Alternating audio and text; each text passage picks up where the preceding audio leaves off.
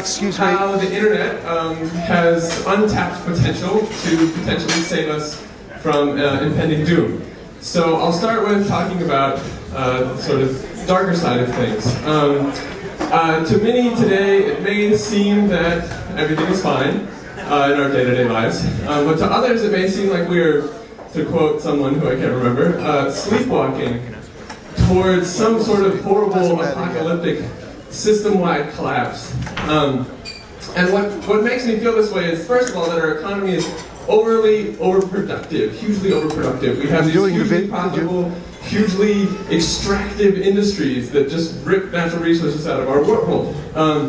Unfortunately, they then take those natural resources and create toxic products that are quite, great to buy, but then they pile up. And these photos are by a photographer named Jordan, who's definitely worth checking out. And this really sad thing is that the amount of environmental destruction that occurs every day increases every day, which is kind of really scary to think about. So this is by Chris Jordan. This is a series of dead baby albatrosses that he photographed on the Midway Atoll. On Midway Atoll, the nesting chicks are fed lethal quantities of plastic by their parents, who mistake the floating trash for food. Like the albatross, we first world humans find ourselves lacking the ability to discern anymore what is nourishing from what is toxic to our lives and our spirits. And that's quoting from his website. So, again, now that I've painted the picture sufficiently bleak, I want to talk about how we can create alternatives to our current economy, alternatives that are free, that are sustainable, that are good for our environment and for our community, and how the internet offers potential to create wholly new systems that have never existed before. But before I talk about wholly new systems, I want to go back and talk about ancient systems. When many people think about an ancient economy, they think, oh, this must have been barter, right? That we must have gone and traded shoes for apples. But in fact, if you think about how you interact with your family today, or how you interact with your group of friends, or your club, it's what we call a gift economy, which is you do something for someone, and you trust them that they'll get you back later, or someone else will get you back, someone else who saw you do that nice thing, right? We don't go around demanding immediate reciprocation for everything that we do. So this is a photo of the Trobriand Islanders, who are not the only people in the world to have practiced a gift economy, but sadly they were studied by the first anthropologists to coin the term, so now they're forever associated with it. But what they did was actually quite remarkable in that within their islander communities, not only did they practice a gift economy among each other, but they actually used the act of gift giving to create peace within their entire region. And this map shows how the tribes traveled from island to island bringing gifts.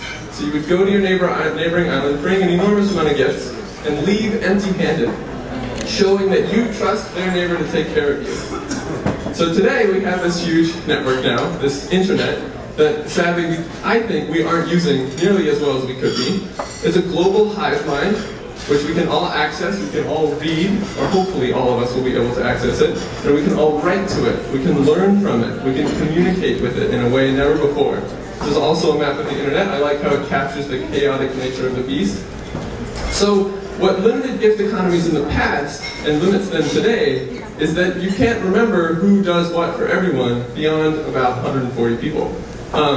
Once the group gets too big, you get what's called free riders, you get people you don't know that you can't trust, and you want them to pay you back immediately if you're going to give them anything. Luckily, we have the internet. Sadly, in America, we tend to use the internet to check train times, look at pictures of cats, but in places like Syria or Egypt, okay, the internet is where you find out where you can get treatment. Say you're an injured protester in Syria, you can find a secret hospital, because if you go to an actual hospital, you could be arrested, tortured, or killed. So, second to SeeClickFix, my favorite website in the world is Couchsurfing. And the reason I like Couchsurfing is because Couchsurfing is an online gift economy that supports a global network of hospitality. Okay? So what this means is you host or surf with people all over the world that you've never met before.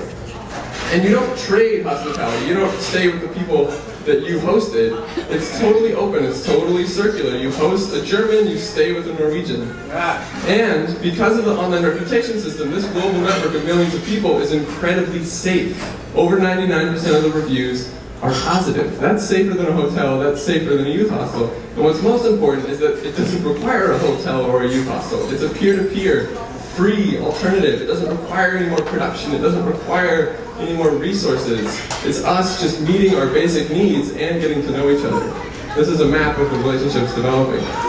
So, Couchsurfing is not the only website out there that's pushing the limits of how we can meet each other's needs without using money, without using new resources, without continuing this sort of linear form of growth that's only going to take us off the edge. And so what I'm very excited about is the way in which we can create a free and sustainable alternative to our current consumer economy.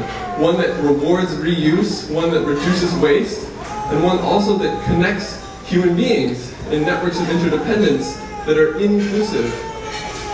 So, Our Goods and Neighbor Goods. Our Goods is a barter site, Neighbor Goods is a sharing website.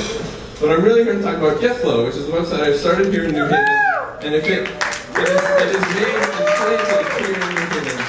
And what that means on GetFlow is you join and you post what you need and you post what you have to give away. And if you interact with someone, you can write each other reviews saying that was horrible, never talk to that person again, or that was great.